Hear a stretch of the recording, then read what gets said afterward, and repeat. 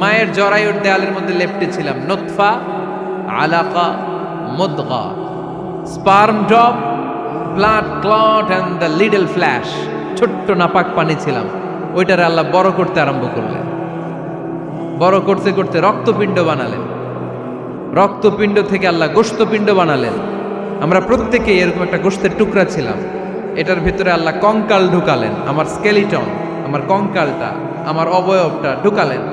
তারপরে আবার গোশত দিয়ে প্যাকেট করলেন, তার উপরে আবার চামড়ার প্যাকেট পড়ায় দিলেন। পড়েন সুবহানাল্লাহ।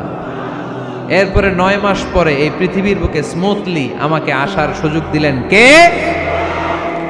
একথাই আল্লাহ সূরা আল মুমিনুনে বললেন, ওয়ালাকাদ খালাকনাল ইনসানা মিন সুলালাতিন মিন তিন সুম্মা জাআলনাহু নুতফাতান ফি ক্বারারিন মাকিন ثم خلقنا النطفة علقة فخلقنا العلقة مضغة فخلقنا المضغة عظاما فكسونا العظام لحما ثم أنشأناه خلقا آخر فتبارك الله أحسن الخالقين.